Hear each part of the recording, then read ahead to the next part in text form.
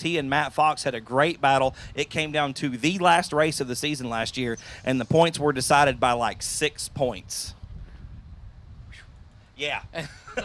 And we are going to hold our breath, folks, as the lights are out. Flagman looking him over. Going to make sure we have a good, clean start up front. As the green flag is up and the hammer is down, it's showtime! We roll down the front boulevard nice and slow into turn number 1. I think a little bit of that moisture still out there on the front side of the racetrack. Pete Arce off to a great start. Here comes Matt Fox on the outside. That is the 53X machine up to second spot. There's Awalt on the bottom, Caleb. Awalt working the bottom, catfishing nice and smooth. Corner in turns 3 and 4. Going to go door to door for just a moment as he's got the 53X of Mr. Matt Fox in his crosshairs. And it looks like Awalt going to make the move on Fox through turns 1 and 2, down the back chute into turn number 3. Pete Arce with maybe a 4-car length advantage coming in the corner there, but here comes Awalt on the loud pedal. Awalt really going to have a good run here into this one. A lot of steam rolling into turns 1 and 2. Gets the car set. He's going to work the top of the racing surface. Going to diamond out of the bottom. He gets to the gas. Gets the speed. And out at 2 they go. You can see the run in the 17 machine, ladies and gentlemen. Arce going to slam the door, maybe catch a toe or two. Coming into turn 3, a big puff of blue smoke out of the 17 machine. Ooh, and Arce gets a little squirrely there on the bottom of 4, Caleb. Arce scrubbing a lot of that speed off of the corner. Every time he exits, that back end is wanting to walk out. Now we're going to be door to door in turns 1 and 2. Down on the bottom, it's Adrian Awalt off the second corner. A good run once again into turn number 3. This one's his spot to lose. Arce going to be gracious and let him come on by. They're going to try to cross him up off a fork, and we're going to come to halfway this time. Slide job in turns 3 and 4 to take the lead. Arce couldn't get back underneath him. Dodges a tractor tire, and we now have ourselves a new race leader here in the first heat race of the night with the 17 of Mr. Adrian Awalt coming from the back. Going to be 5 down, 3 to go this time by the start-finish line. Awalt, high, wide, and handsome off of turn number 4. Dives down to the bottom of the racetrack, gets a good exit. Going to carry a good head of steam. We got some problems with the 53 XX. Chandler Fox not got the windshield he once had there, Caleb. The hood's starting to pop up on the front side of that race car. Yeah, he's trying to turn that E-Mod into a little bit of a sprint car, trying to get a nose wing action and help that front end carry in through the corner. He's going to take the top line of the racing surface again, and he's trying to get that extra run off the top. It can't get it working for him, but here, trying to make a little groove from the back. The 42 of Fred Vinoy reeling in Matt Fox in the 5 single X. We have got one around at the bottom of turn number 4. We got 6 laps scored, I do believe.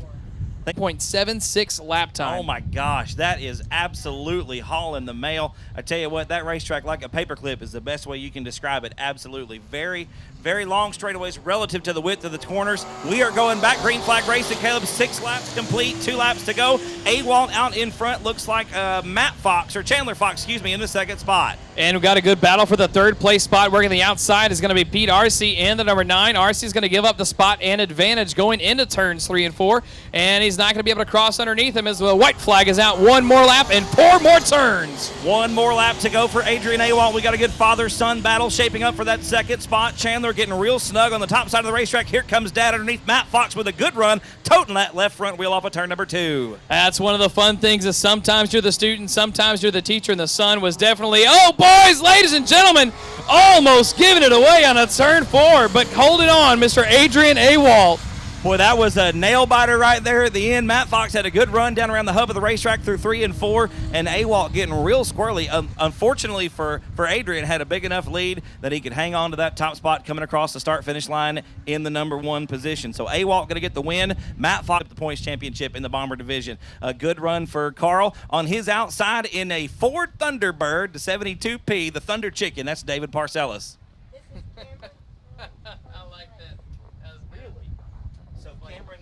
The 74, Cameron Starry is on the back. It's his first night in the car. All right.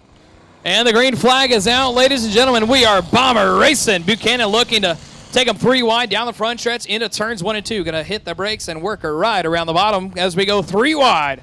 Hugging the hub of the racetrack through that first set of corners is Buchanan. Look at Laven on the outside. Going to get a good run around the young lady, but Allie Leonard not going to go away without a fight. Driving to Mr. Barber's car down around the bottom of this racetrack. Here comes Carl Buchanan in that 2 car, showing why he's our defending points champion. They're 3 wide across the start-finish line. And we're going to scrub a little bit right at the flag stand as we continue to have this race heating up. We've got it high on the skillet as Buchanan now making a contest for the lead on a turn number 2.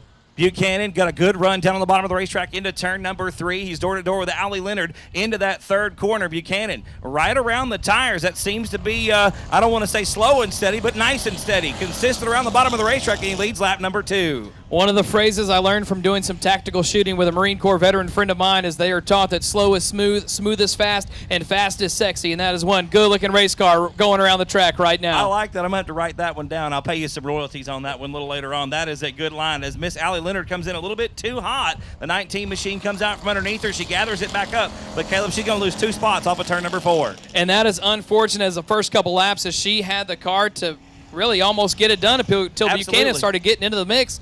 And we're going to go touch and go for a little bit with a 71 of Mr. Shane Stewart's in that second place spot. Got a little rubbing for racing with a 15. Hey, I don't see nothing wrong with a little bump and grind out here on the racetrack, Caleb. We're going to complete lap number 3. Buchanan still out front, but Sturt's coming on strong in that 71 machine, pulling up right alongside this 2 car down the front stretch into turn 1. Yeah, Stewart, he seems to have that same line that Buchanan has been running as, you know, it's one of those things. If you're not going any faster, hey, we're going to try to find the line that's going to get us to the top of the spot right now, and he is going to do that out of turn 4 as he's gaining more ground on the 2 of Buchanan. It's about to be a 3-car battle for that top spot as we come down into turn number 1. Buchanan out in front, starts in the second spot. Wayne Laven, high, wide, and handsome around the outside of the racetrack. Look at the run off of turn number 2 for the 15 car. And Laven's going to go door-to-door into turns 3 and 4 with a 71 of Stewart. Stewart's going to stay to the bottom. Laven going to try to get the back end to work around and get the drive out of turn 4. Not enough. This class really all about being as smooth and straight as possible, Caleb. There's not a lot of power in this car, and once you lose that ground, it's really hard to gain it back up. Now, Laven going to work the bottom side, a little bit of contact there again off of turn number 2. Carl Buchanan going to be coming this time to the white flag. Like you say, no harm, no foul. He's letting him know, hey, buddy, I'm right here, and if you make a mistake, I'm going to get on by, as now we are white flag waving with one more lap for Buchanan.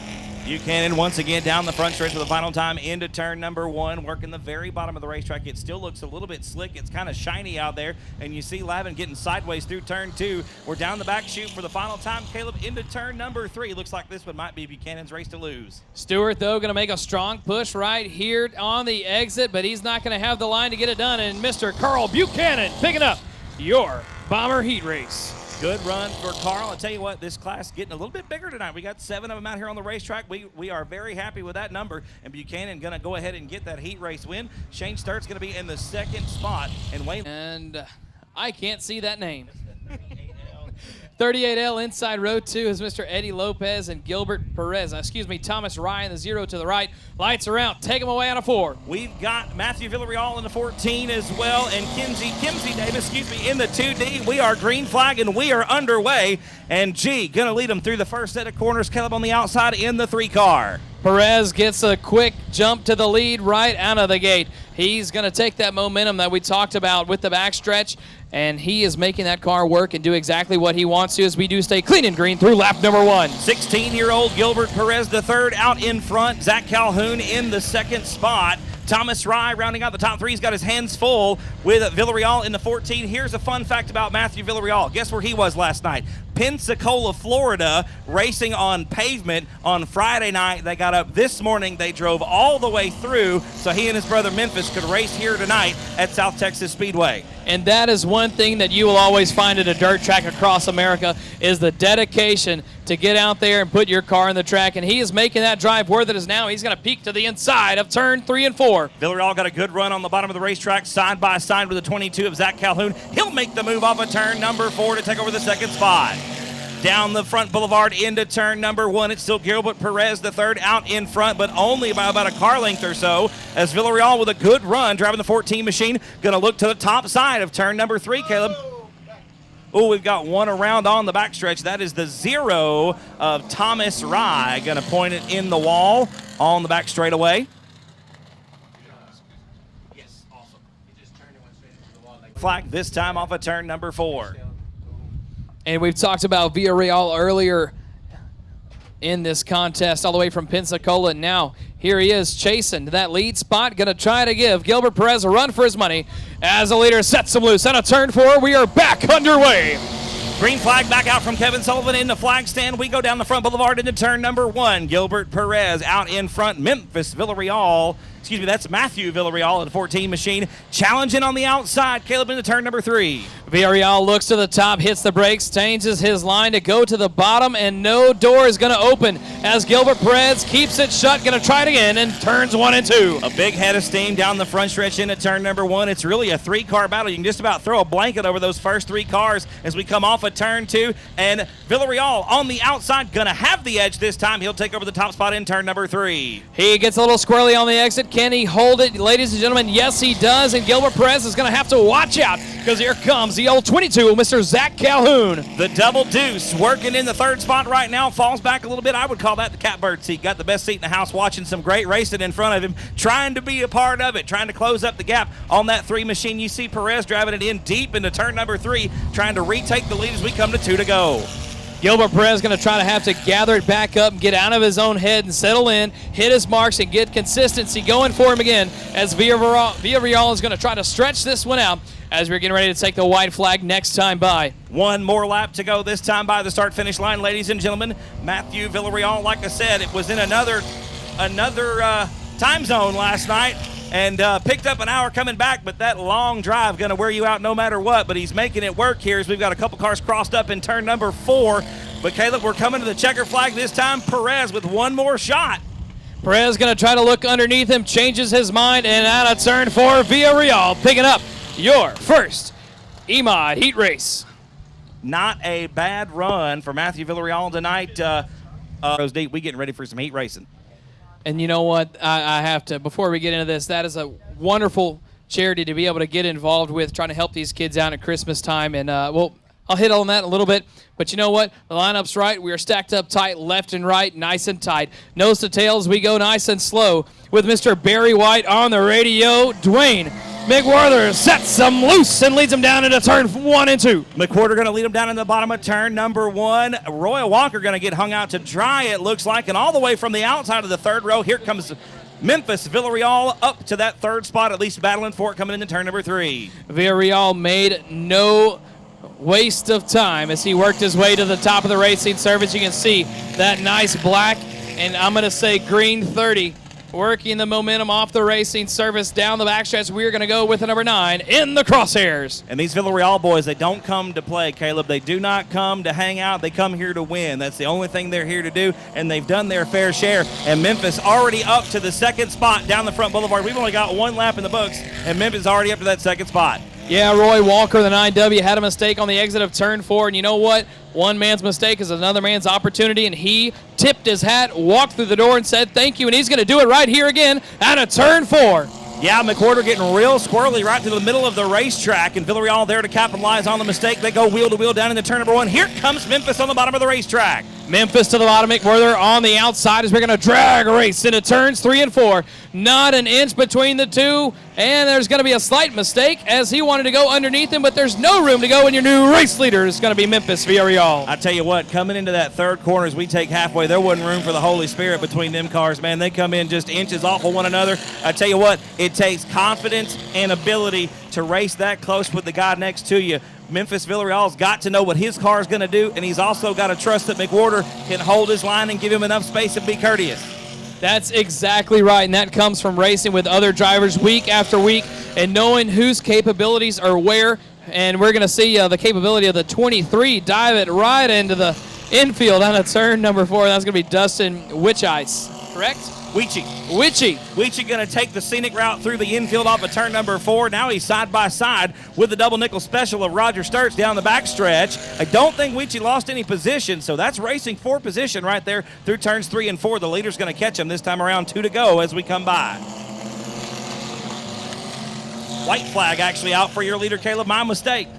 And I've got a man back home in Southeast Texas. Y'all may know him, the man, myth, and legend, Mr. Howard Willis. Oh, yes. He had a few words one time before a race that slow cars usually will decide who the winner is, and it's not going to be the case right here as Memphis Villarreal is going to hold on to this one, and Villarreals are going to sweep The E-Mods. From worst to first in heat race number 2, Memphis going to come across the line in that top spot in the 30 machine. A good run for that young man right there. Not a whole lot translating from what he did last night, so that just really shows the skill behind the wheel of this race car to go driving. I believe they're in pro trucks down there in Pensacola, and then he come out here and he's in an E-Mod, a whole new world from last night to tonight. We're going to go on into what's coming up next. I believe it's going to be our limited modifieds.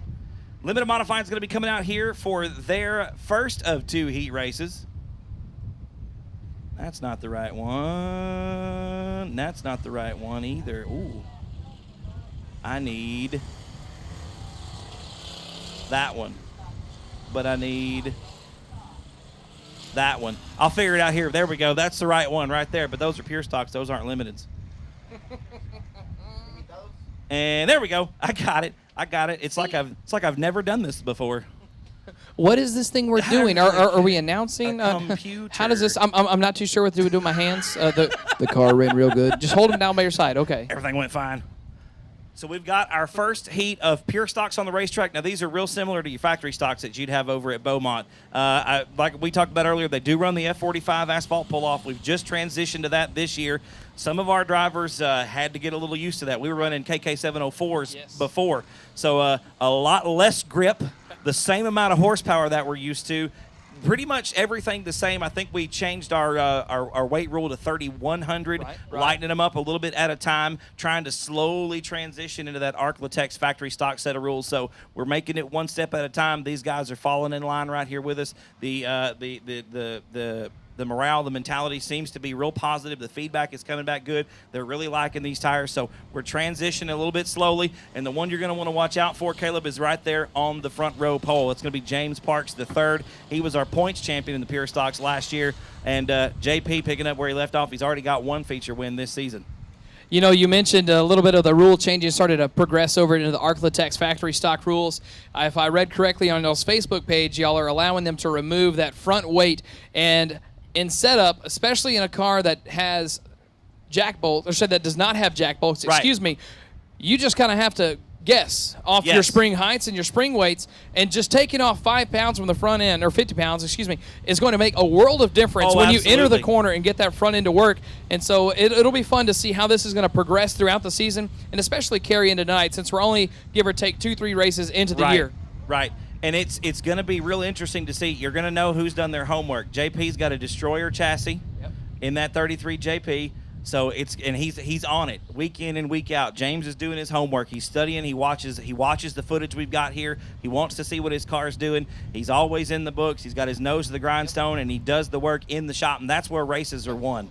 That's exactly right. Going back to the drawing board, looking at your game film per se. And you know what? These drivers and also our fans have a great opportunity to get in on that with RaceOnTexas.com. Absolutely. All the Maklachek in the 13M, Jesse Sandoval in that 7 car, and TJ Sullivan shotgun on the field in row number 4. The lights are out. The green flag going to wave this time. Caleb, here we go.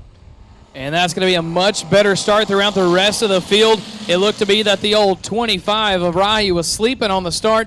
And you mentioned he had a mistake earlier as far as the car not wanting to look right, but here we are. It's looking right as he's going to have himself a good battle now for the second place spot.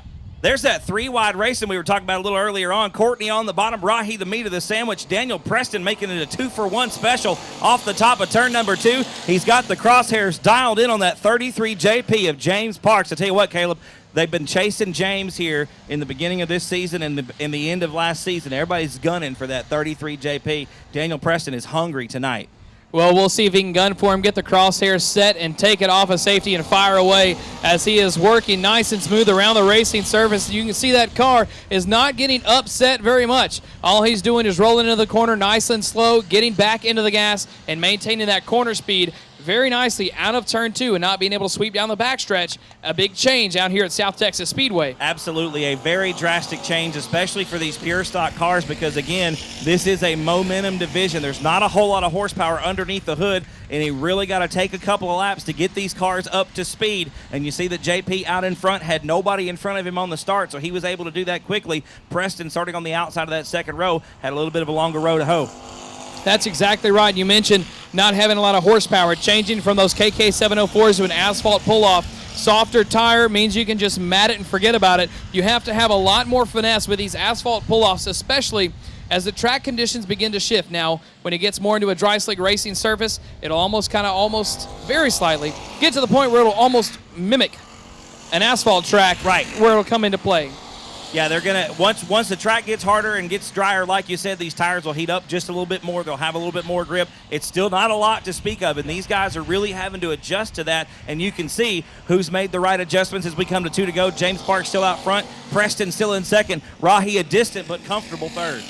And you know, the word of my last segment there was almost in the old 13M of Mr. Ben Maklachek, almost having the pass there for the 2X of Zachary Courtney in turns 1 and 2 as a white flag is going to come out for your leaders, but that battle for the 4th place spot is staying hot. That's a good one. It's heating up, and Maklachek going to make the move off of turn number 4. Young Ben Maklachek going to be up into that 4th spot now in the 13M. We're going to come into turn 3 for the final time. James Parks right through the middle of the racetrack, nice and easy on the wheel, not a lot of wiggling. He's going to get the win here in heat race number 1. Preston had closed that gap, though, from more than a straightaway down to about a car length and a half, so Daniel with a good run. If there were any more laps left in that one, it might have changed up front because he started to hit his groove, get a little thing working for him. And be on the inside of that front row. Outside of him, the 127 is Jerry Walters. Inside row number 2 is going to be the 34 of Mr. Ryan Carlucci.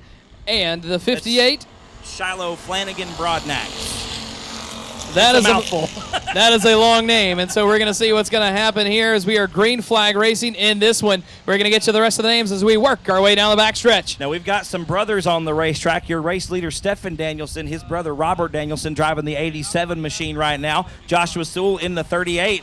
They're almost 3 wide coming off of turn number 4. J.C. Paul Jr. and Miss Marcia Hall in the 20 machine rounding out the field. We complete lap number 1, and it's a doozy off the front in turn number 2. Carlucci staying to the bottom of the racing surface, but your run's going to be to Stephen Danielson in the number 149. Takes the high line around the racing surface. He's going to get the groove to work for him out of turn 4.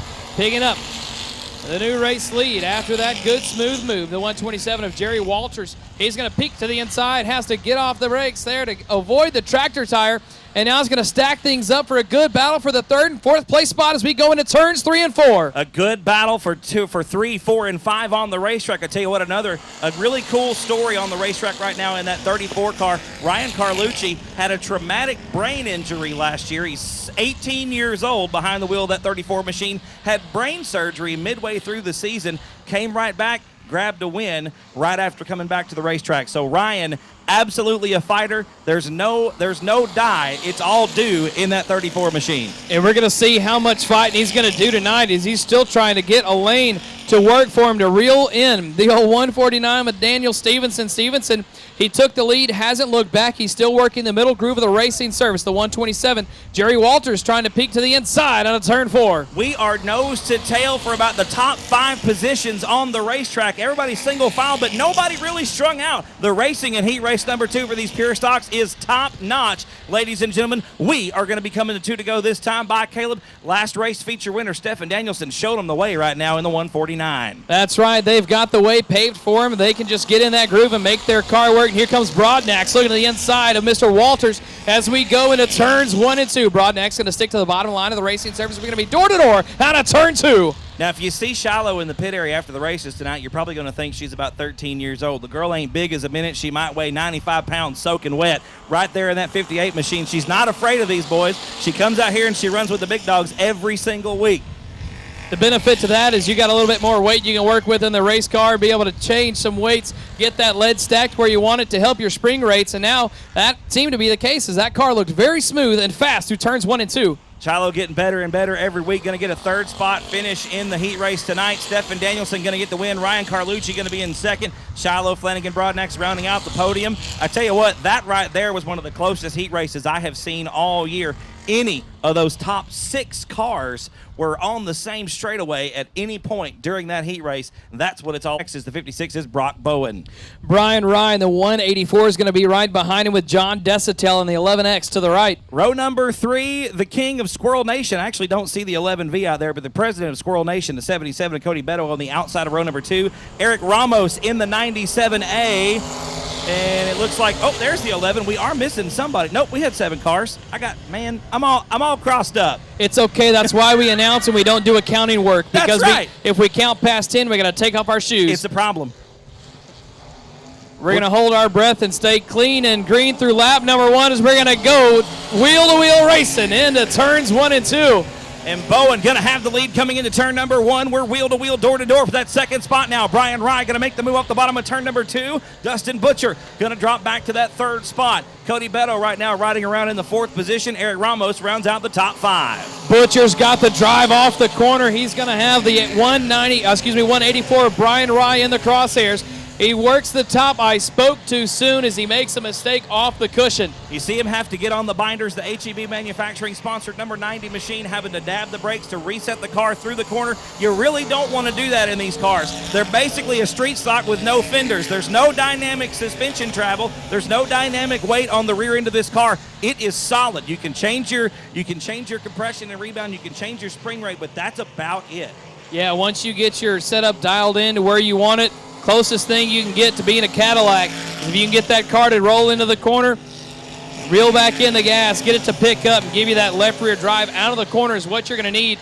And having some of that drive is going to be Brian Rye in the 184 as he's working the bottom of the racing surface. I tell you what, Rye had a real good run. The Jerry Whitaker Memorial ended up in the top 5. A really good finish for the driver out of Corpus Christi, Texas. He was in the money back at the beginning of March here, and he's challenging for that top spot off of turn number 2. Brock Brown in the 56. He's going to take the high line of the racing surface down into turns 3 and 4, and here he is coming out of turn 4. He's going to maintain the lead with 2 laps to go. 2 laps to go. Brock Bowen around the outside of the racetrack. You saw him get a little squirrely coming in, but he was committed. This class is all about commitment. Once the car takes a set, you can't do anything with it. And Bowen has really got commitment down around the high side of this racetrack. It comes to one of those things where you have to kind of let the car do what she wants, and he's going to let it do that right there. Challenge the race lead going into turns 1 and 2 as we are now going to be door-to-door out of turn 2 down the backstretch. Bowen got a good head of steam off the exit of the second corner. Going to have the edge coming into turn number 3. This one's for the checkered flag right here.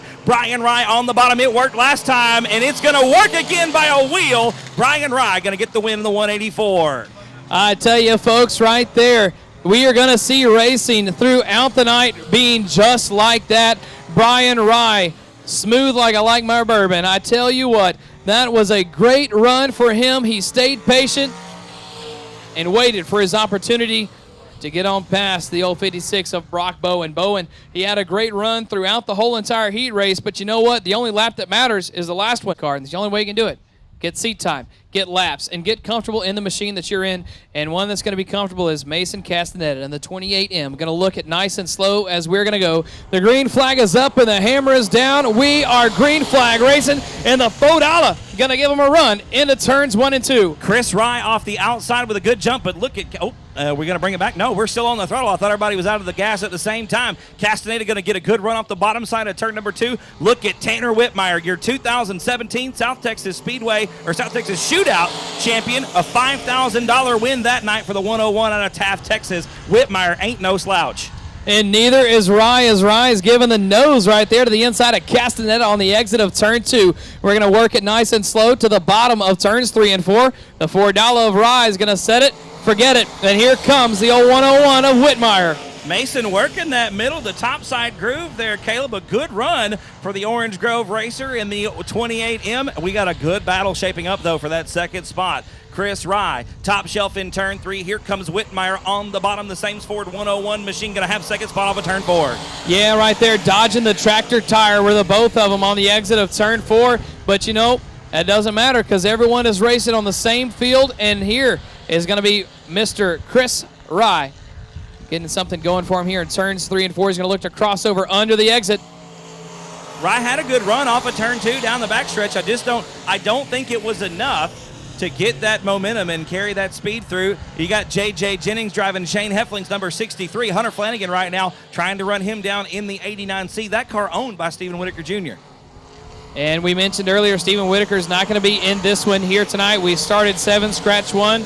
So now we've got 6 on the docket here in the second limited modified heat race. We may be 1 car short, but we are not short of a great race as things are really getting pretty interesting for that third place spot. Chris Rye slowly started to fall back as these laps continue to progress. Yeah, you see Rye coming into turn 3, especially on the high side of the racetrack, trying to drive down the banking and build up a head of steam. It's not working on the west end over here. On the east end, though, a good run off the top shelf. It's given J.J. Jennings there in the 63 machine a bit of a handful as the white flag comes out. And Jennings is going to gain a little ground and turns 3 and 4, but also gaining ground is the old 89C machine of Hunter Flanagan. Flanagan on the back bumper at Jennings, as we are going to now look down at turn 4 as the checkered flag is going to set to wave. Flag to flag, green to checker for Mr. Mason Castaneda. Good run for Mason, the 28M, the Orange Grove High School senior, getting the win here in heat race number 2. Tanner Whitmire coming across the line in the second spot. And I tell you what, he held on to it, but he had his hands full. It's Chris Ryan, the $4 car, coming across the line in third. J.J. Jennings was right there, could not get it done. The distance here for the Dwarf Car Racing Series of Texas, heat race number 1. I have a feeling that these guys are going to be going around the track so fast we're going to be saying, oh, shite, they're flying, because we're going to see what's going to happen when the green flag comes out right now in a turn 4. Some pretty quick pieces of kit here. These cars weigh about 1,400 pounds, 1,000 cc engines underneath the hood, about 130, 140 horsepower, somewhere around there. A lot of power for a very small car. They make for some twitchy racing out there with that short wheelbase. We're going to see how we can stay clean and green through lap number 1. Open Tire Racing is back on the track, and that's going to be pretty good as we do stay clean and green through lap number 1. And the running for that second place spot is going to be the 117, trying to hold it off. Braden Becker with the number 6 of Dwayne Groff getting into the mix, but now we're going to battle for the race lead. And Shite, Wayne Shite going around over in turn number 2, trying to get it turned back around. The green light is still out. And looks like the yellow rag gonna wave. We're gonna get the no-go logo coming up over in turn number 3. Where we almost had a very incident with a tractor tire. You get a car with that much of a tiny wheelbase, shall we say, yes, and a tractor tire. It's almost of a coin flip of who is going to get the best of that one. But we're going to see who's going to get the best of this lead battle right now as we are back green flag racing on a turn number 4. Green flag comes back out. Jerry Book going to be your race leader down into turn number 1. Here comes Braden Becker on the bottom of the racetrack now off of turn 2. Caleb with a good run down the back chute. Braden Becker catfishing around the bottom. He's making that work for him as we are now going to have a lead change down to turn number 4. Smooth is going to do it for him as he's going to take it away. Becker, I believe 17 years old, behind the 117 machine out of Taft, Texas. A good run, a little bit squirrely off of turn number 2, but nonetheless still hanging on to that lead. Jerry Book in the second spot. Dwayne Groff now challenging for that spot on the bottom of turn number 4.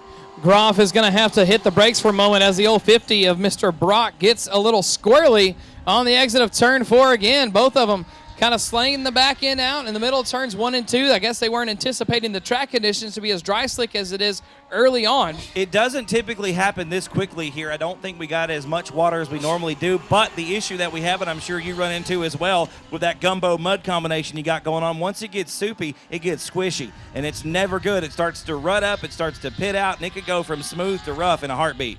Yeah, you've got to get that fine line of moisture when you're watering and prepping the racing surface. But another thing we've had down here in Corpus Christi has been some beautiful weather. Great blue skies and sunshine and a nice breeze coming in off the bay, keeping the temperatures down. And that's really making for a very comfortable night of racing out here for the fans. Absolutely, and this is one of the nice times of the year when it's not too hot, it's not too cool, it's just about right. As we come to 2 to go for young Braden Becker, going to put a lap on the 00 of Waylon Shite. And Shite's going to say, oh, get out of the way right there.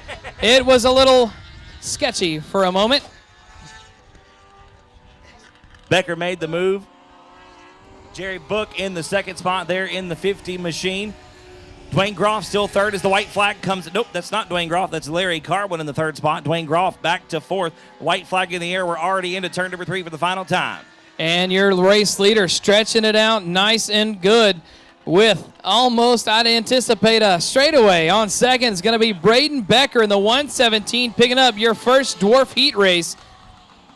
Braden Becker going to get the win, the 117 machine. Second spot was the 50 car of Jerry Book. Third at front row, Ty Paxton in a brand new race car. I believe it's the first time on the track for that new 15 machine. Like I said, Ty won the last 5 out of 6 visits here with the Dwarf Car Racing Series of Texas at South Texas Speedway. One of those was from the back of the pack in the feature. He literally came out of nowhere, and by the end of the race was out in front. We got the green flag. We're underway with our final heat of the night here at South Texas Speedway. And we're going to have Paxton lead him into turns 1 and 2 from the top of the racing surface, progressing nice and smoothly. Around the back stretch we go with a great battle with Rusty Young in the 88, shaping up for that second place spot. Dylan Budnick going to make the move on the outside in the 25 machine. The young driver out of Bernie, Texas, having a good run in that second spot tonight. Third spot is still, looks like the 88 of Rusty Young. And then we are going to have a pass as Gary Buchanan going to get around Colby Urbanowski. Urbanowski going to slip back to the 5th and final spot. Still Ty Paxton out in front. Caleb, a good run for that black and green number 15 machine. Dylan Budnick hanging on to that second spot. We've had a pass for third as our 5th starter, Gary Buchanan, duking it out right now with Rusty Young for that third spot. Buchanan staying to the bottom of the racing surface. He has it working for him right now. And Mr. Young is going to try to have to get something going for him. He was our pole sitter. Now he's dropped all the way back to the 4th place spot. He's going the wrong direction. Unfortunate for him. Hopefully they can get a little setup adjustment going as we progress into the A main. Cross flags halfway home we are for your final heat race of the evening for the first half of the program before we move into the A mains. Out front, Ty Paxton in the black 15. He has not looked back, let him down into the corner and did not blink an eye. He's on an island alone with nothing but his thoughts with a second place spot already about a half straight away. And that is Dylan Budnick on the chase. Budnick working the middle of the racing surface, trying to get some run off the top of turns 1 and 2, and that's not going to be enough as he's still going to be looking to be several lengths out with 2 laps to go for Ty Paxton. Back to the back of the racing surface. Young continuing to fall a little bit further and further back, and now we got a good battle here for the cow's tail with Colby Urbanowski. Urbanowski got a good run on the bottom of turns 1 and 2 in that 24 machine. It's not going to be enough as Rusty Young going to hang on to that 4th spot. The white flag is in the air for Ty Paxton, putting on a clinic here in heat race number 2. Urbanowski holding on to that one in turns 3 and 4, but it's not going to be enough to get around the old 88 of Mr. Rusty Young as we're now going to come on out of turn 4. Ladies and gentlemen, put it together for Mr. Ty Paxton. Ty Paxton going to get the win in heat race number 2. Dylan Budnick going to be in that second spot. Third spot going to be the 3T of Gary Buchanan. Out of that third row, we're going to have the 42 of Fred Van Oy to his outside. The 14 is going to be Gary Hunter. And shotgun on the field in row number 4, the 78, going to be Landon Farquhar. And the lights are now out. We are stacked up tight. We are also green flag racing out of turn number 4. Green flag comes out once again. We go racing in features this evening as Adrian Awalt going to get the early lead down to the bottom of turn number 1. It looks like Chandler Fox. Those cars are kind of hard to tell apart. We're going to see what's going on when they come around off of turn number 4. I know it's one of the Fox cars in second spot. We'll just say the Fox Racing team battling for position as here comes the 9 of Pete Arce. Arce looks to have made some adjustments during the heat races to come out. He's going to hit the brakes, try to look underneath Fox, and he's not going to be able to do it because there's another Fox. Yeah, 2 Foxes and a Pete Arce.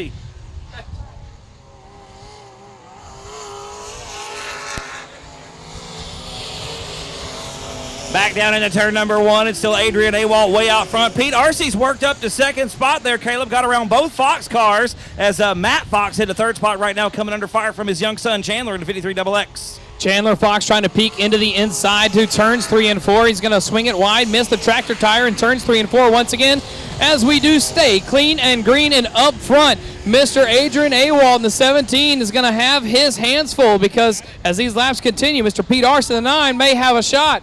We've got one in the infield. I do believe that Matt Fox grabbed that tractor tire there off the exit of turn number 2. Had a wild ride there. The car nearly going upside down. It comes back down on the ground, and Matt going to park it in the infield. Looks like the fun meter pegs early for the 53X machine.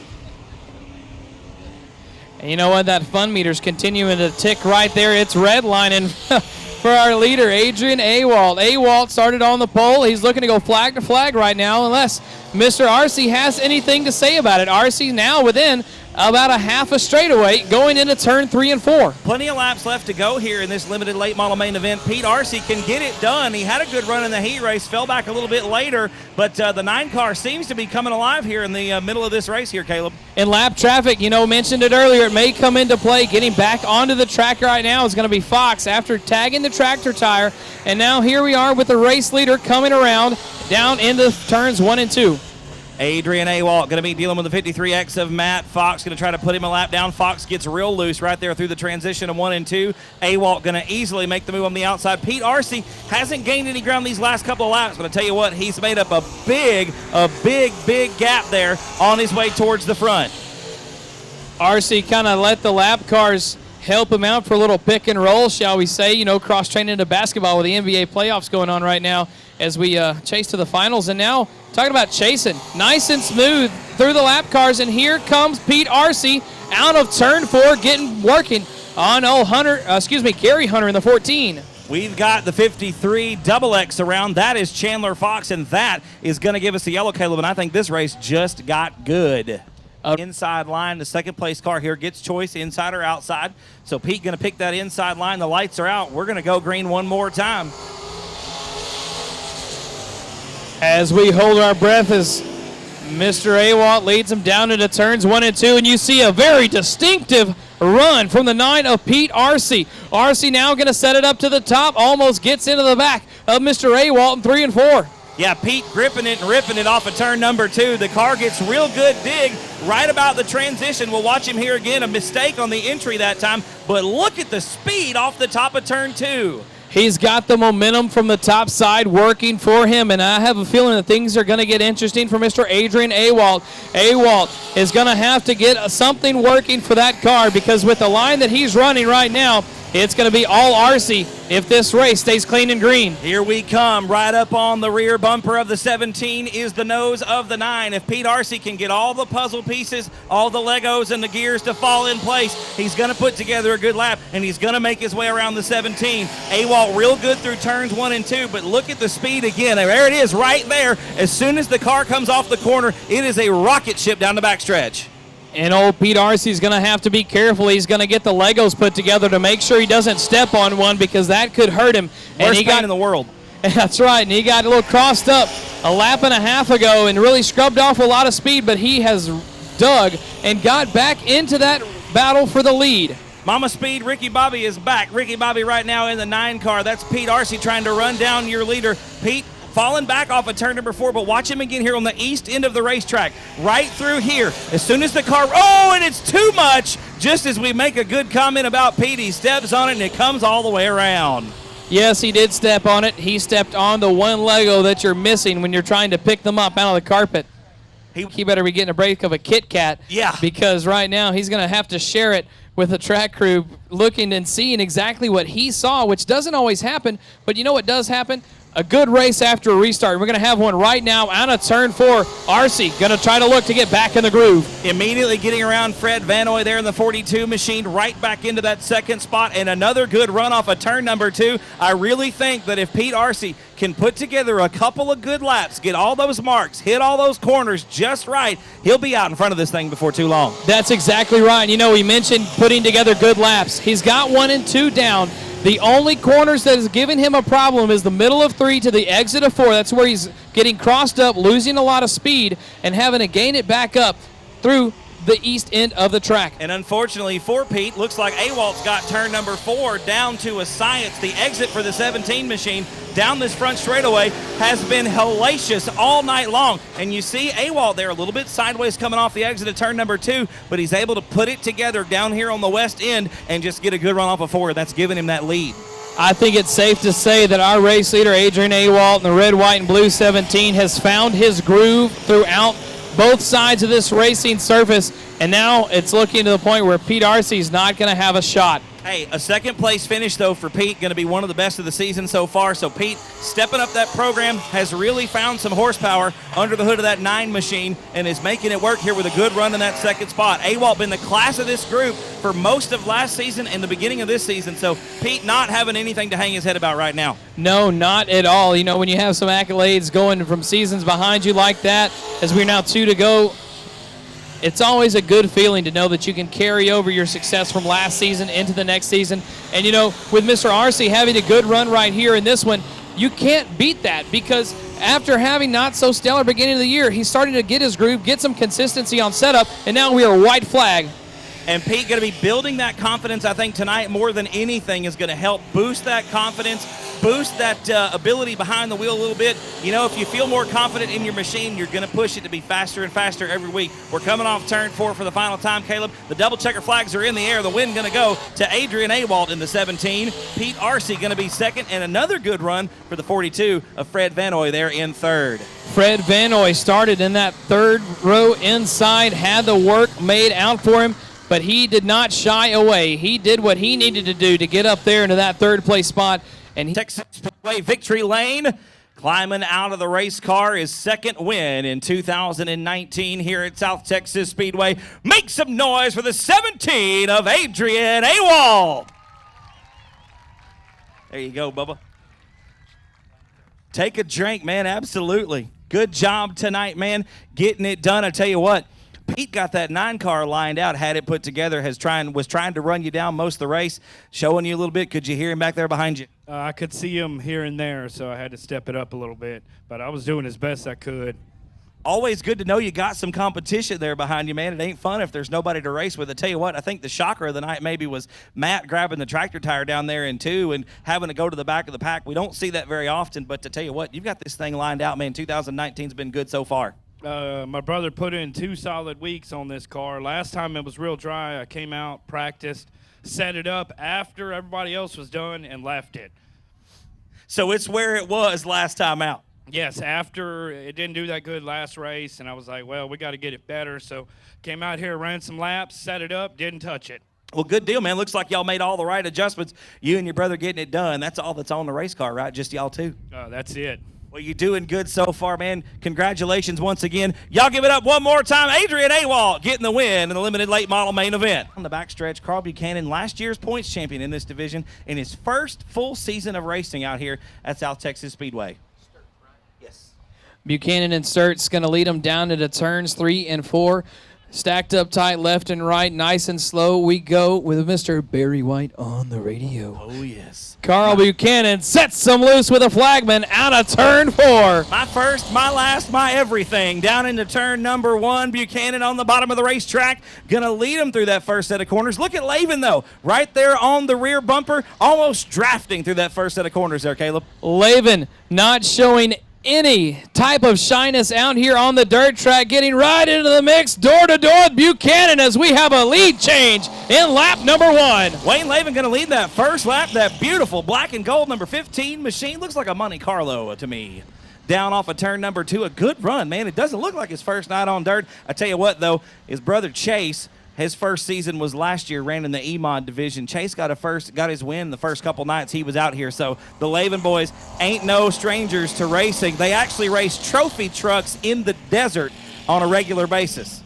And that is a different type of skill to be able to run trophy trucks. Absolutely. Because that track changes literally every second. Every single inch of that racetrack is completely different than the last one. So they're used to weird surfaces. They're used to different surfaces. They're out here just having a good time. And one thing that carries over, we know when you have those discrepancies within a racetrack, is being smooth. And you can see how smooth the old Mr. Wayne Laven is in that black and gold 15. My neck of the woods, you almost kind of call that little Houdat car, working the black and gold. And now Buchanan, he's going to try to work that number 2 off the top of turns 3 and 4, down into turns 1 and 2 we go. But here comes the 71 of Shane Sturts trying to get into that third place spot. I tell you what, the old Thunder Chicken there, the 72P, it's not always the prettiest car on the racetrack, but it's always consistent. Parcellis out here gets better and better every week. Shane Sturts right now giving him a run for the money in the black and white number 71 machine. Sturts started outside that front row, has fallen back a little bit, but trying to work his way back towards the front. And yeah, Sturts, you see him there in turns 3 and 4, staying to the bottom of the racing surface, and he's going to kind of do the same thing in turns 1 and 2. He enters about a lane off the bottom, drives it down, trying to get a little bit of extra run from the bottom and peek to the inside of Mr. Parcells. Ooh, and Buchanan getting out of shape off the exit of turn number 4. A heck of a save. Had his hands full. No quick steer in these cars. So he's yanking that wheel back and forth through a whole bunch of rounds in that cockpit. A great save by the 2-car of Carl Buchanan. That's right. Sometimes in dirt track racing, you got to go elbows up, and he definitely got his elbows in the air. I'm surprised we didn't see him sticking out of the roof as he dodged that tractor tire on the exit. And now, still up front, looking calm, cool, and collected, is Mr. Wayne Laven. I tell you what, Wayne seems to be pretty confident, consistent, nice and smooth all the way around the racetrack. Maybe not as fast as Buchanan on some laps, because you see Carl with a good run down the backstretch, but watch the 2 cars come through the corner. Buchanan slips up, and now they swapped me this time. Laven with a mistake that time, but it's been Buchanan on the bottom getting squirrely off the exit, but now that time it was Laven with the same problem. That's exactly right. You know, you mentioned Buchanan having that issue off the bottom. You can tell that he decided to try a different lane. He was about a lane and a half up from where he kept getting squirrely and sketchy out of the exit. Now both drivers trying to work the bottom of the racing surface as we now are within several lengths as we get into the laps. Laven has got to know that Buchanan is there because, you know, Carl was here every race last year and had put on a good show every single week that he was out here. So Laven knows who to watch in this division. And he's outrunning Carl Buchanan right now, but Buchanan trying to run him down there in the 2-car. And again, very sideways off the exit. That's going to cost him some ground. With 10 laps down in this contest, things are going to get a little dicey up front. You know, that's the battle we keep talking about. But that is the one to watch because it can go either way as we've got the number 19 of Allie Leonard around, kind of limping there on the exit of turn 4. And, you know, here we go. Lap car coming into play. We're going to get to see how Wayne Laven is going to handle this with Buchanan on the chase.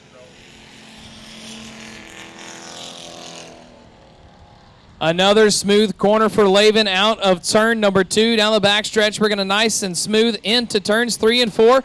Both drivers trying to work the bottom as the lap car is up high. Allie Leonard almost gets into our race leader. Allie Leonard, like 13 years old, I believe, in the behind the wheel of that 19 machine, stepping up from kart racing last year, moving on into a big full-size bomber car here. A lot more power, but a lot more weight. Things moving kind of in slow motion out here in these cars compared to those karts. Oh, and the leader goes around in turn number 4. Wayne Laven going to go all the way around. Wayne Laven trying to do some donuts before the race is over. Unfortunate for him on the exit of turn 4. Because that's the same slick spot that he and Buchanan have continued to hit throughout this race. And now Buchanan is going to inherit the race lead in turns 3 and 4. I think maybe Laven working a little bit harder. He had some of those lap cars there in front of him. And like you said, as we come to 2 to go a little earlier on in the evening, sometimes those lap cars do decide the outcome of the race. And I think tonight that might be the case. And he goes around again in that same spot. So something maybe between his ears kind of helping him out go around. You know, unfortunate for him as he put together a wonderful race from the get-go.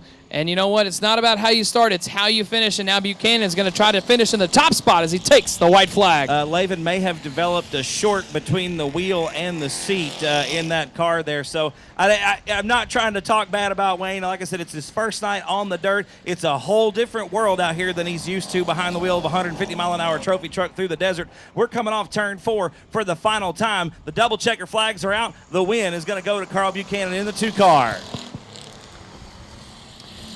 Coming into that second place spot, Shane Sturts gets it in the 71 with David Parcellis in the 72P in the Screaming Chicken. Wheel going to park it down here at the bottom of the front stretch. The helmet comes off. Ladies and gentlemen, he can hear you. Make some noise for Carl Buchanan as he climbs out of the race car here in just a second. Grabbing another victory here in 2019. Got the points championship last season. Is picking up right where we left off last year in his first season of competition. This is year number 2. Give it up one more time as he climbs out of the race car, ladies and gentlemen. Carl Buchanan getting the win. I'm good, brother. Long time no see. Good job, man. Great job. There's an ice cold Mountain Dew for you. First of all, You had a good run going on there with Wayne in that 15 car. Had to run him down for most of the race. It looked to be over here in turn number 3. The car would step out just a little bit too much on the exit. And fortunately for you, same thing happened to Wayne. He ended up going all the way around. Do you think you had anything for him if that hadn't happened? I think I would have. I wanted to stay with him. I wanted to keep him right there. But it's a fast car, yeah. Absolutely. A good race for the race fan. In that third row inside, the double deuce, Zachary Calhoun and Roy Walker in the 9W2. His right, lights are out. We're ready to go green flag racing, this time out of turn 4. Yes, sir, we are the green flag. Gonna come out here for the E-Mod main event. Look off the bottom, down off of turn number 4. It's Matthew Villarreal with the early lead, but Memphis gonna battle back around on the outside. Caleb, they're side by side off of turn number 2. Trying to get into the mix and peek in there in the 10E. Oh, holding my breath as we go 3 wide. Look at McWhorter splitting the difference between the Villarreal boys. It's going to be Matthew leading lap number 1, but look at McWhorter on the outside, Caleb. 10E, Mr. McWhorter getting things to work in his favor as he did not shy away from the door that opened. He saw the gap. He put the foot to the floor, and he walked on through. McWhorter saw the hole, filled it up with that 10E race car, and marched right on through the gap. Oh, and Villarreal going to get together with McWhorter, going to drive right over the outside. Looks like both of them going to continue, but we are going to get a yellow. Caution flag going to come out. First caution of our features. If I lied. We like to announce dirt track racing. I tell them, I said, essentially, I get paid to watch racing and just tell people what happens. Yeah, absolutely. And they can see it. We might be a little redundant. I don't know. Are we? Maybe a little bit, but at the same time, it doesn't matter. Nope. It's all fun and games. The lights are out. We're about to go back green flag racing here in the E-Mod main event. Dwayne McWhorter going to lead into the green flag off of turn number 4. Roy Walker in that 9W gets the outside spot. He's going to try to hit the cushion and get a run off the top. You see him now trying to wheel up between the old 14 of Matt Villarreal. Matthew did not come to play. Matt Villarreal in that 14 car hanging on that second spot. Dwayne McWhorter, though, starting to lay the keys on the front desk and check out here, Caleb. Gilbert Perez in the number 3, getting door-to-door there for just a moment with Mr. Walker as Walker gets a good run into turns 3 and 4 on the back bumper of Villarreal. I tell you what, Caleb, I'm going to venture a guess right now that Roy Walker got the fastest car on this racetrack right now in this feature. He's just hung up right now behind the 14 machine, but it's like you say, catching somebody's one thing, passing them's a whole other ball game. You hit the nail right on the head. He started third row outside in the 6th place spot, and he's now trying to get around Villarreal out of turn 4. Not enough, but you can definitely see that he's trying to get around him with every line of the racing surface as we now progress into turns 1 and 2 with a run off the bottom. A good run for the 9 machine. And into turn number 3, they're both running about a lane and a half off the bottom. Villarreal making that 14 as wide as possible right now. And that's one thing that he's going to have to continue to do is he's going to take a wide set going into turns 1 and 2 to get the momentum off the top. Got me stumbled for words not knowing how that was going to shake out. I tell you what, Villarreal got real squirrely off the exit at 2, and he does it again over here in turn number 4. Roy Walker driving it in nice and straight, going up to the top of the racetrack, trying to use that momentum to his advantage. He's going to do the same thing right now. He's only about a car length behind the 14 as we come into turn number 3. And you know, one of the keys to maintaining good corner speed in any race car is, yes, it is a corner and you have to turn, but the straighter you keep your car, the faster you will go, and we are seeing that happen for the 9 of Mr. Walker. Absolutely. He's dragging the brake, getting the rear end to come around, set, point to the exit, and roll back in the gas. And I know that sounds counterintuitive. You really need to go straight to turn these things left. You're exactly right. The more you can keep the front wheel straight, the straighter you can keep that race car, the more speed you're going to carry through the corners. Walker doing another good job right here with great dig off the bottom. Villarreal really good through the transition, though. Villarreal trying to get that middle lane to work for him to try to get faster and reel in the all-fast Mr. McWhorter in the 10E. He has not looked back since he split him 3 wide on a turn 4, and this race could change if he makes one mistake, and then you got a blanket around your top 3 cars. Absolutely. It looks like Matthew has found some speed. He's figured that 14 car out. Villarreal has closed the gap to about half of what it was just a few laps ago. McWhorter not getting any slower. I don't think he's having any trouble. And right there, he makes a liar out of me with a pretty good bobble through the middle of turns 1 and 2. But nonetheless, Villarreal has found some dig in that 14 car, found a new line right through the middle of the corners, and he seems to be happy with it. He does. He is very content with that groove, and another one content with the groove he's got is back again to the 9W of Roy Walker. Walker to the middle of the racing service, gets back into the gas with a run off of turn number 2 down the backstretch within a length of Villarreal as he's going to peak to the top again in turns 3 and 4. That is absolutely the best race on the racing surface right now, but I tell you what, things are going to get interesting. We're catching our back markers. That's Eddie Lopez in the 38L. We've got the 23 of Dustin Weechie and the 55 of Roger Sturts as well. These leaders are catching up to the back of the pack here. Things are going to start to shake up. It's going to get interesting here, Caleb. That is exactly right, especially because Sturts in a double nickel has a door-to-door battle going on right there with the number 23 machine of Dustin Weechie. And now we got him piling up. Holy cow, ladies and gentlemen, the 11 battling for, 14 battling for the race lead. Matthew Villarreal clips the lap car, and we just see smoke. The 38L of Eddie Lopez getting loose in the top of turn number 2. The car coming down the racetrack. Matthew Villarreal with nowhere to go gets collected up, obviously is very unhappy, and letting Eddie Lopez know just how mad he is right now. Out of the blue corner, weighing the 14 number trunks is gonna be Mr. Matthew Villarreal. In the red corner, oh wait, never mind, not just yet, not yet. We're going to pull them apart. See, I'm used to that a little bit, because back home in Beaumont, we have the catchphrase of Golden Triangle Raceway Park where action is the attraction. So anytime when we want to have some extracurricular activities, there you go. You got to have a little fun, get a little, boxing match, try to channel our inner Michael Buffer, even though we're not on HBO. But we're, you know where we are, though? We're at the racetrack. We're on Ryan, try to slice and dice his way up to the front, or what? How are we going to do this here? Absolutely. He may just sneak by right here. He's really good on these restarts sometimes, and Dwayne McWhorter, of course, out in front by himself. But on the bottom of the racetrack, the 3-car, that might be the preferred place to be here on this restart. We're going to see how it goes as the green flag is about to come out, and off we go. Back down the front boulevard into turn number 1. It's a drag race there between those front 2 cars. Gilbert Perez on the bottom. Here's Roy Walker on the outside. Look at Dwayne McWhorter, though. Fired out of a cannon down the backstretch into turn number 3. We've got a blanket all across 4 cars right there. Weechie in the number 59 getting into the mix, almost 3 wide. Here comes the old 22 of Mr. Zachary Calhoun. A good run for the young lady in the 59B machine, Brianna Weechie, putting a move on Roy Walker. Walker with a terrible restart that time, going from 3rd to about 5th on the racetrack. And I wouldn't be I wouldn't be shy to almost kind of speculate that he may be battling some issues in that number 9W. Looks like we got a flat right rear tire there, Caleb, and that is definitely going to cause some problems for the 9W. Roy Walker going to go from having a great first half of this feature to in the back and struggling. He's going to try to roll it around here and take the checkered flag, but we do have a yellow. We've got a yellow on the racetrack, and unfortunately for Roy, it looks like he's going to pull it. Oh! That almost got dicey. Yeah, that was not good. 5 laps left. Where are they going to go? How are they going to get to that groove that's been working for them throughout these other 15 laps to finish it out strong?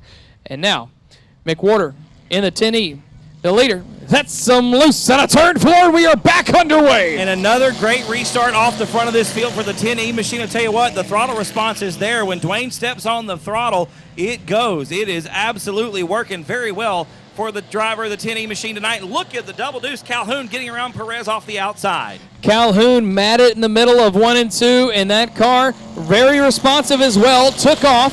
Now to see if he can put a good corner together to reel in the 10E of McWhorter. Now here comes the 3 of Mr. Perez once again trying to peek to the inside. Gilbert Perez has a nice smooth drive around the bottom of the racetrack. The 22 is real snug right through the middle. It finally rotates on the exit, but Perez is consistent all the way through the corner. Let's watch here going into turn number 1. You see that Zachary trying to compensate, drives it in a little too hard that time.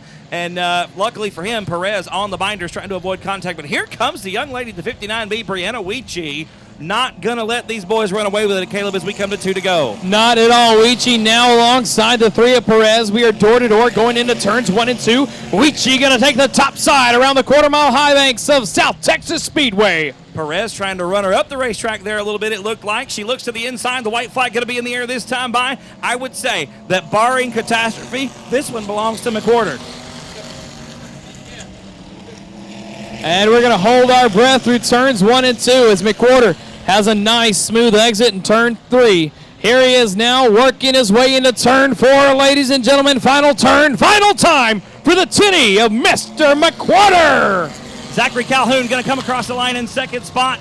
Lil G, Gilbert Perez going to hang on for that third place. A good run, though.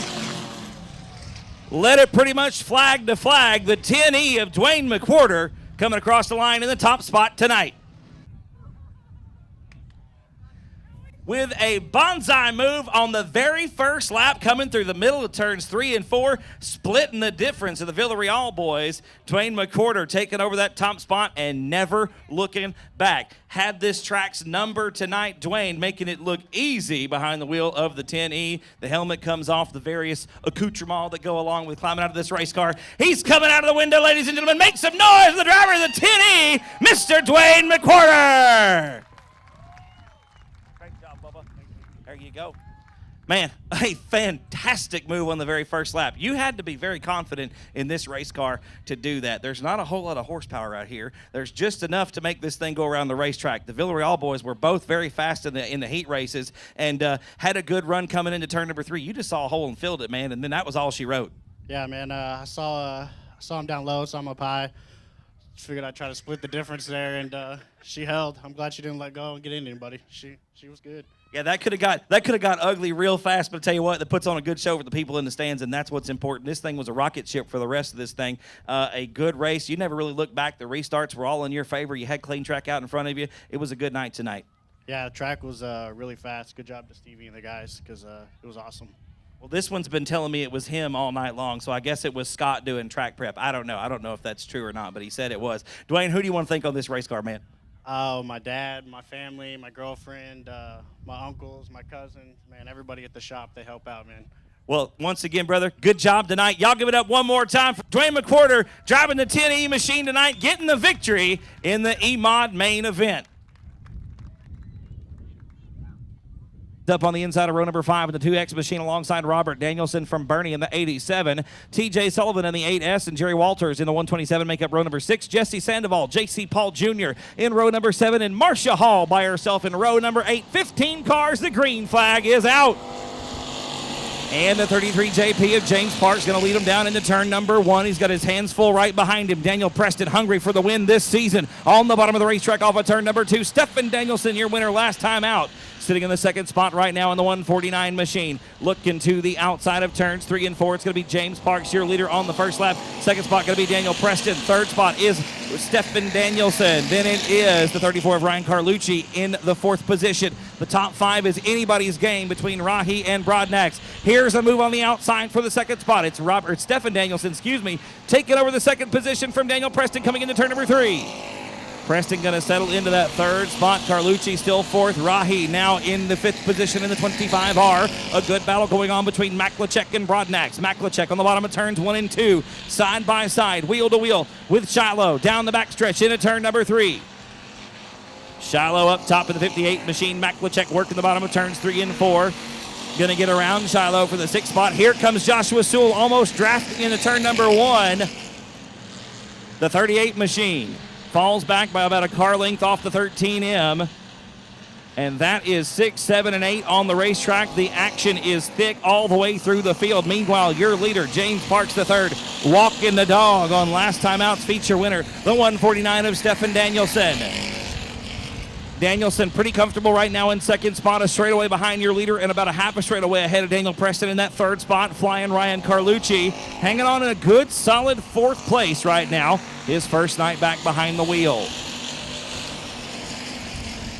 And it looks like the fun meter pegs early for the 127 of Jerry Walters. Walters in the infield in the same Ford-sponsored entry. Gonna call it good here early in the race this evening.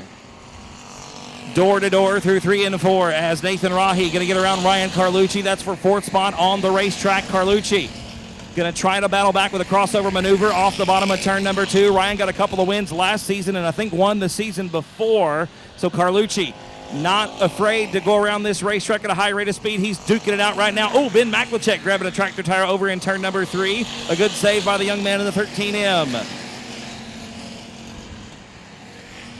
Joshua Sewell now getting together a little bit of bump and grind going on in turn number 2. I don't see nothing wrong with a little bump and grind in this pure stock division. As Sewell riding around in the 6th position right now, trying to run down the 25R of Nathan Rahi. Rahi going to get crossed up in turns 1 and 2, going to lose the spot to Sewell. Sewell now cracks the top 5 for the first time in the pure stock main event here. We come to halfway next time by from Kevin in the flag stand, getting ready to show him the cross green and yellow flags. James Parks III walking the dog, putting on a clinic, taking him to school in that Destroyer chassis. The number 33 JP coming to 10 down and 10 to go this time by. The 7 car of Jesse Sandoval taking the scenic route through the infield off of turn number 2, trying to get back onto the racetrack. Not sure what the issue is with the 7 machine. I think that grass just a little bit slick. James Parks now slicing and dicing through some lap traffic. Going to put Marcia Hall down 1 lap in the 20 machine. Stephen Danielson a distant but comfortable second still. Preston unable to close that gap, and then it's a long way back to the hottest battle on the racetrack, the one for 4th position. Sewell going to make the move into 1 and 2. Here comes Ryan Carlucci trying to battle back around the outside. Not going to be enough. Sewell going to move on up into that 4th spot. Carlucci back to 5th. Ben Maklicek trying to hook up with Sewell, and Freight Train around the bottom. Maklicek on the inside of Carlucci now. Ryan trying to tuck back into line and hang on to that 5th spot. Here comes Maklicek, though, on the inside. Your leader crosses the start-finish line once again. 2nd spot just now completing the next lap. It's still Danielson in 2nd. 3rd spot still belongs to Daniel Preston. 4th spot is now Josh Sewell, and Ben Maklicek makes the move off of turn number 4. We've got a yellow flag coming out. Yellow flag coming out in turn number 4 for the 87 of Robert Danielson, the driver out of Bernie, Texas, slow at the top of turn number 4. 8S of TJ Sullivan rounding out the top 10 right now. J.C. Paul Jr., Jesse Sandoval, Marcia Hall, and John Ramirez joining us there in the 73 machine. Lights are out, ladies and gentlemen. We're going to be going green flag this time off of turn number 4. James Parks out in front by himself, looking for another win this season. In the 33 JP, we're back on the throttle off of turn number 4. The green flag is out. We're back underway. And Preston with a good run down the inside of turn number 1.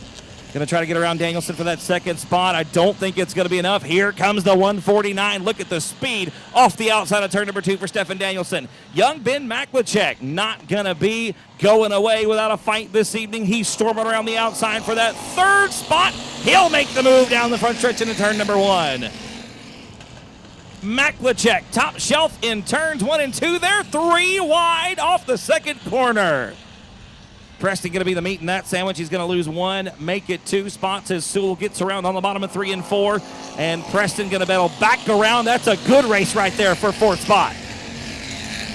Daniel Preston making it work in the 6th machine, trying to get around Joshua Sewell once again. A good head of steam off the top of turn number 2. I tell you who's come alive here in the closing laps, ladies and gentlemen. That's young Ben Maklicek. A good run in the 13M machine for Ben. Sitting in the 3rd spot right now, had challenged for that 2nd position. Ben Maklicek all the way to the wall in turns 1 and 2. It's going to cost him this time, but he's going to battle back around the outside. A drag race down the backstretch into turn number 3. Preston on the bottom of the racetrack once again through 3 and 4. Maklicek going to have that 3rd position as we exit the 4th corner. 1 more lap in the books, I do believe. That was lap number 17. We're going to be completing 18. There'll be 2 to go. This time by for James Parks. 2 more laps around South Texas Speedway as Josh Sewell takes a tough break there. The scenic route through the infield. He's going to drop well on back after being in the top 5 for most of this race. 2 laps to go here in the pure stock main event. Once again, a case of 8 quarts of this Maxima pure synthetic 15W50 oil, courtesy of Maxima Oils. And four-wheel specialties here in Corpus Christi, Texas. The white flag is in the air for James Parks III. The 33 JP going to roll around one more time. Ben Maklachek, drag race down the backstretch into turn number 3. Maklachek on the bottom of the racetrack going to slide Danielson up the racetrack. Ben Maklachek going to take over the second spot. James Parks going to get the win. Maklachek going to be second. Danielson going to be third.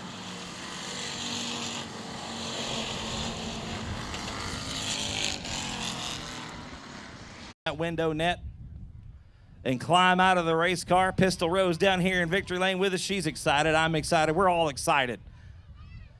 The window net comes down. He's climbing out of the race car, ladies and gentlemen. Win number 2 on the season. Make some noise for James Parks III. Give him a hug, Pistol. Yay, Daddy. Good job, Daddy. JP, there's your drink. Bubba, take a swig of that. I know you're done. Man, that was a good one, brother. You had it lined out all the way around this thing. Stefan had a good run. There was some action going on behind you. You was checked out on the field, though, man. This thing was a rocket ship. Great job. We work our butts off. Pistol has something to say about her mom. Tell everybody about your mom. We're getting a boy baby. We're getting a boy baby. Whoa! Congratulations, brother. That's awesome. That's great news. So a win and a baby. Does it get any better? No. Racetrack, my family, my friends, everybody's here, so we're good. JP, who you want to think on the race car, brother? Man, this thing was a rocket tonight, and they threw some rule changes at us, and we've been working on it. But Ace transmission, Flanagan's muffler, Proline fabrication, litter getter, destroyer chassis. This is one of Daryl Campbell's cars. Ace automotive machine, Mr. Sanders. I got an ace in the hole right there. That's what I got. Ben, thank you guys for coming out. Chris Dudley helps me to no end on this car, and he lost his grandmother this past week. So this win is for him and his family. Y'all give it up one more time for James Parks III getting the win in the Pure Stock main event. Of course, a case of this Maxima Racing Oil 1550 weight going to go to James Parks, courtesy of Maxima Racing Oils and four-wheel specialties here in Corpus Christi, Texas. Pistol Rose on top of the race car. Always a pleasure to have her in victory lane. Ladies and gentlemen, we got 2 features left. We're going to get the limited modifieds, the green flag this time off of turn number 4. Brian Rye looking for his first win here in 2019. Would love to get it here in front of the crowd. Brock Bowen on the inside of the second row. Going to be tough to beat, though. The green flag comes out. We are underway. And Rye with a great start off the inside of the front row. Going to lead the field down into turn number 1. Mason Castaneda in the second spot. Here comes Brock Bowen as Castaneda gets out of the throttle. The car comes unloaded and snaps like a whip in turn number 2. Rye going to lead lap number 1. Brock Bowen in the 56 machine, the wild man from Fannin, Texas, with 6 feature victories last year. Oh, and Bowen going to go around. I think he and Castaneda get together. We wad up about 5 of them in the top of turn number 1. 4, Brian Rye going to lead him to the green flag once again. He's got Brock Bowen right behind him in the 56. Tanner Whitmire there to the outside in the 101. Green flag going to come back out. 1 lap of the books, 19 to go. Here we go once again. Rye with another good restart, going to lead the field back down into turn number 1. Tanner Whitmire this time all over the outside of Brock Bowen, going to get around for second spot. Whitmire slips up a little bit on the exit of turn number 2. Here comes Chris Rye in the $4 car down on the bottom of turn number 3. Brian Rye, your race leader. Tanner Whitmire in second spot. Brock Bowen is third. Chris Rye sitting in the 4th spot. Dustin Butcher rounds out the top 500. Flanagan in the 6th position, driving the 89C machine, normally fielded by Stephen Whitaker Jr. Flanagan behind the wheel tonight of the 89C, the innovative racing chassis with Chris Brown Racing shocks. Good battle starting to shape up for the top spot as Whitmire looks to the inside of Rye off of turn number 2. Whitmire once again to the inside, having to get all the way out of the throttle as the car is not wanting to turn. A very tight race car for the driver of the Sames Ford 101 machine out of Taft, Texas. They're nearly 3 wide going into turn number 1. Chris Rye going to get all up on the inside of the 56 machine of Brock Bowen. They're 2 wide, 2 rows deep. Down the backstretch into turn number 3. It's Rye on the bottom for 3rd spot, trying to get around Brock Bowen. Here comes Hunter Flanagan on the inside as well. And Whitmire going to make the move on Brian Rye off of turn number 2. Rye going to battle back around the outside. It's a drag race down the backstretch into 3 as the 11 of John Deschotel going around in turn number 1. John going to get it lined back out. Whitmire now your race leader. One more lap in the books. The 101 machine out in front there, 3 wide through turns 1 and 2. It's a Brock Bowen sandwich coming off the exit of the second corner with Brian Rye on the outside, Chris Rye on the bottom. Bowen going to pick up 2 spots in turns 3 and 4. Brock Bowen now charging towards the front in the 56 machine. Tanner Whitmire still your race leader by about a half a straightaway now as we got the Z76 of Zach Courtney into the infield here in about the middle of this race. Whitmire still your race leader. Brock Bowen in the second spot. Chris Rye is now third, Hunter Flanagan up to fourth in that 89C as Whitmire was loose through turns 1 and 2 that go around.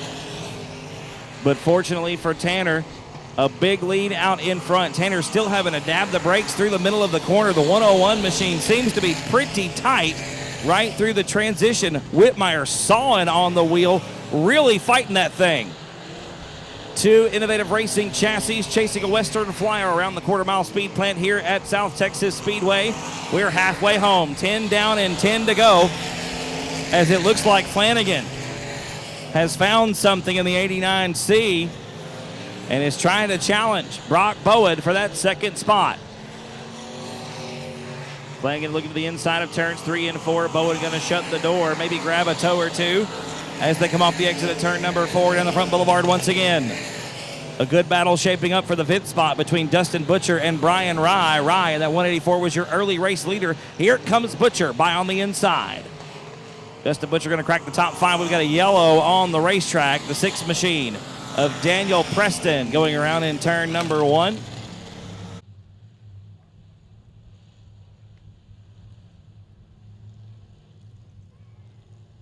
Lights are out, ladies and gentlemen. The 101 of Tanner Whitmire, the Taft, Texas, going to bring him to the green flag this time around. Here we go. And Whitmire leads the field back down into turn number 1. Brock Bowen and Hunter Flanagan wheel to wheel through turns 1 and 2. 2 Innovative Race cars still chasing that Western Flyer around the quarter-mile oval here at South Texas Speedway. Whitmire going to need to get some ground between him and the 56 machine as Bowen really good right through the transition of the corners. Whitmire not so much. Tanner really having to ease the 101 machine into the corner.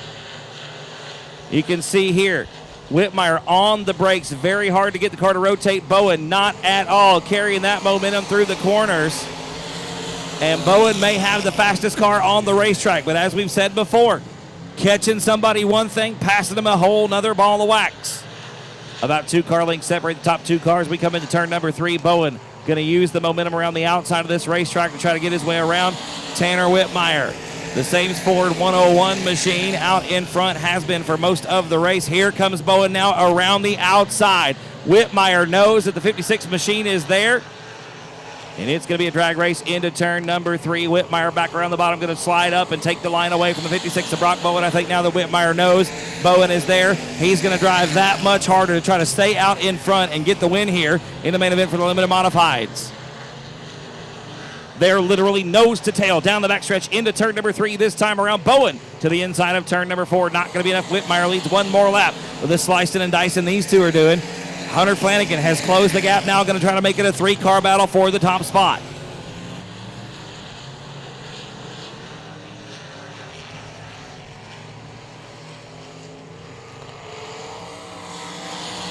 Whitmire still out in front, going to be coming to 2 to go, I do believe, next time around. Brock Bowen still in the second position. Going to look to the outside once again in turns 3 and 4. Has a good look to the inside. Now off the bottom, we come to 2 to go. 2 more laps for Tanner Whitmire. Whitmire still your lead as we come back into turn number 1. Brock Bowen about 2 car lengths behind coming off the second corner. Closes up to about a car length down the back straightaway. Into turn number 3. The white flag going to be in the air this time by Brock Bowen around the outside. Once again going to have a huge head of steam coming off of turn number 4. Whitmire into the first corner for the final time. Brock Bowen knows he's got one more shot. He's going to have a good run down the backstretch once again into turn number 3. This is where the action happens. Bowen up top, going to try to use the momentum around the outside. Whitmire bobbles. It's not going to be enough. Tanner Whitmire going to get the win.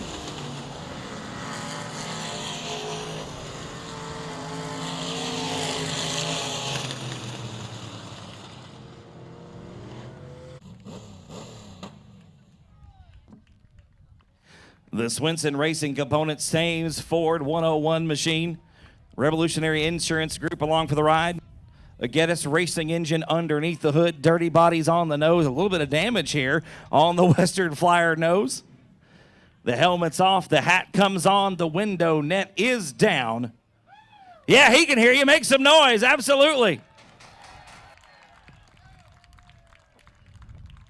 A good run. Tanner had a good lead for most of the race. Had a late race caution, and that closed it up. And Brock Bowman with a good run. Lake makes some noise, ladies and gentlemen. Climbs out of the race car. Tanner Whitmire getting the win tonight in the limited modified main event. Don't come too close.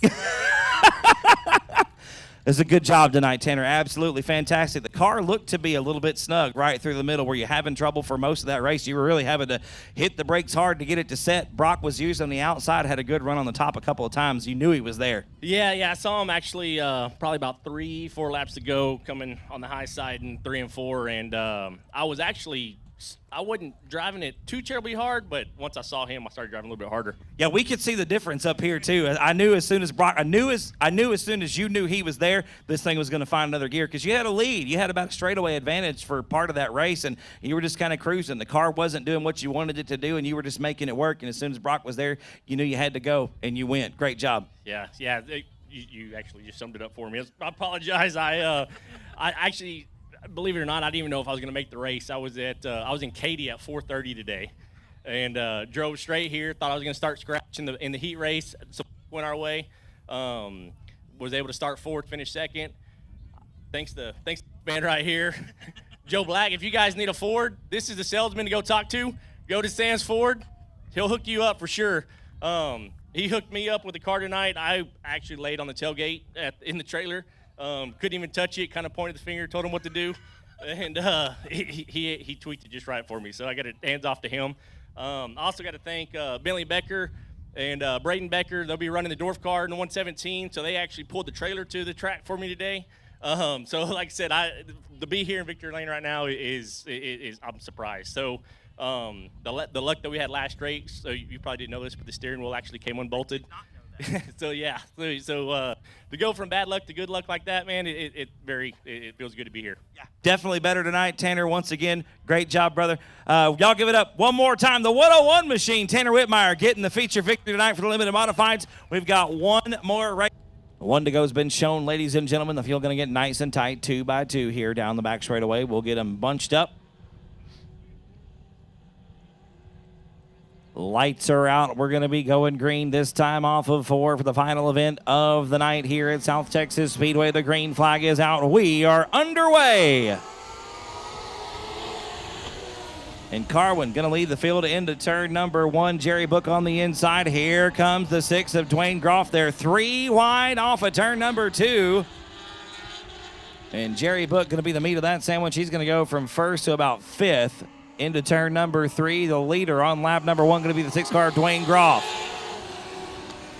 Larry Carwin in that second spot. Colby Urbanowski is 3rd. Rusty Young in the 4th position. Ty Paxson already up to 5th. Going to be looking down the backstretch into turn number 3. He's underneath Rusty Young for the 4th position. They're side by side off at turn number 4. Paxson going to pick up one more spot.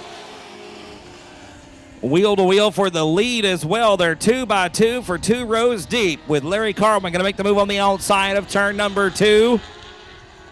Here comes Rusty Young making it 3 wide into turn number 3. Colby Urbanowski now going to split the difference between Groff and Young.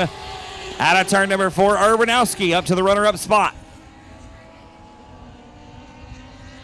Carwin still your leader. Urbanowski in 2nd. Young up to 3rd. They're 3 wide once again, and Ty Paxson going to pick up 3 spots coming into turn number 3 from 5th to 2nd off of turn number 4. Paxson in the 15 machine is taking no prisoners. On his march towards the front, a huge head of steam out of turn number 2. He's going to win the drag race into turn number 3, gets underneath Larry Carwin, and Ty Paxson is now your race leader. And Paxson, if I had to venture a guess, is going to lay the keys on the front desk and now check out on the field.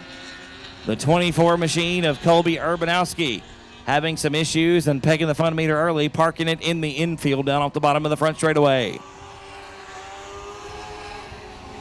So Paxton out in front by about a straightaway in that brand new race car, the 15 machine, brand new for 2019 on night number 4 here at South Texas Speedway. Night number 3, excuse me. Paxton a straightaway advantage over Larry Carwin. Rusty Young in the second spot. Braden Becker third. Dylan Budnick rounds out the top 5. So Braden Becker's in 4th. Budnick rounds out the top 5.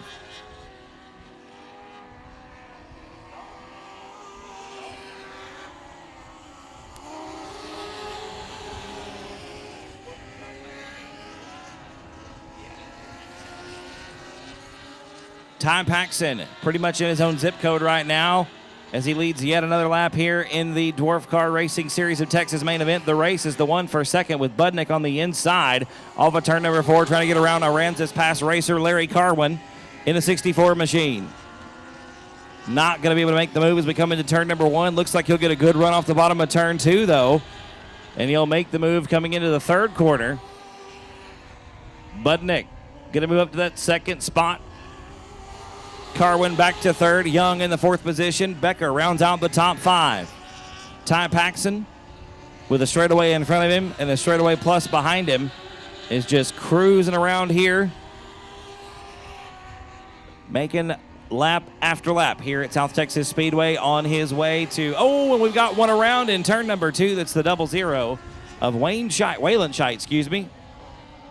Waylon Scheidt going to bring us our first yellow flag here in the Dwarf Car Racing Series of Texas main event. SouthTXSpeedway.com. So like I said, we'll be racing at May 4th, May 11th, and May 18th. Right here, we'll have May 25th off. We're going to go green flag racing this time off of turn number 4. Once again, Ty Paxton out in front. Look at Budnick on the inside, trying to get the jump on your race leader. Budnick going to look to the bottom of turns 1 and 2 with a good run off of turn number 2. Dylan Budnick going to make the move down the backstretch into turn number 3. Paxton going to battle back around the outside. And Paxton going to clear the 25 machine out of Boerne, Texas. He'll lead one more lap here in the Dwarf Car Racing Series of Texas main event. 12 laps have been completed that time around, ladies and gentlemen. 8 to go here for the Dwarf Cars.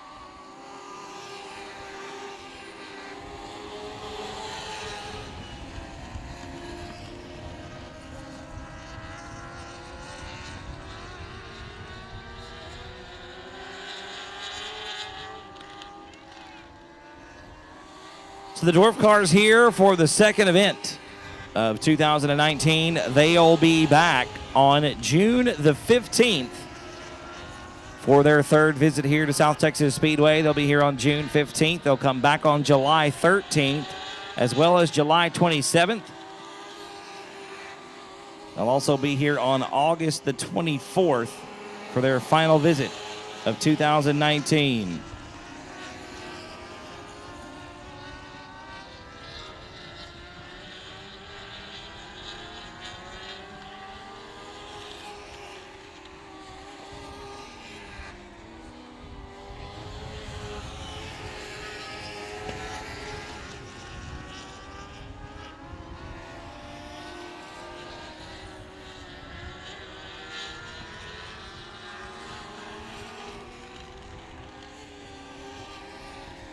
One more lap in the books for Ty Paxton out in front in the 15 machine. Dylan Budnick still second. Braden Becker's up to third. The 3T of Gary Buchanan is up to fourth as we come to 2 to go for your race leader, Ty Paxton, in the 15 machine. There's Dylan Budnick in second. Here comes third, Braden Becker. Fourth is Gary Buchanan. Fifth is Larry Carwin. Yellow flag coming out on the speedway once again for the 00 of Waylon Scheidt.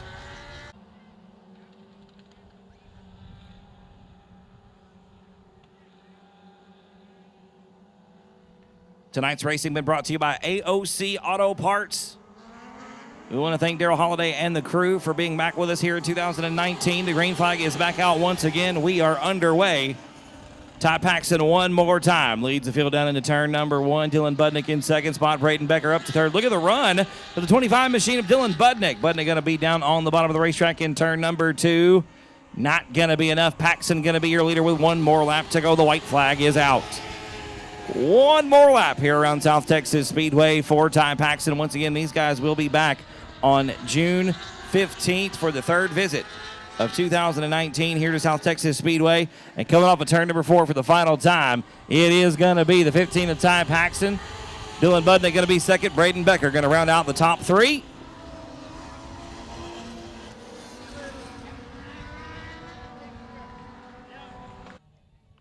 The Moore Electric Company sponsored number 15 machine. The door comes off. Ty comes out of the race car. Make some noise, ladies and gentlemen, for Ty Paxson.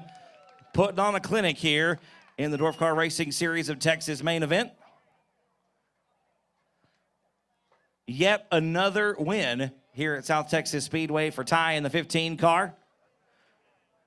There you go, Bubba. Take a pull off of that thing. Congratulations, my friend. I know this car is brand new. That's why you weren't here for the first night. Is that correct? Yes.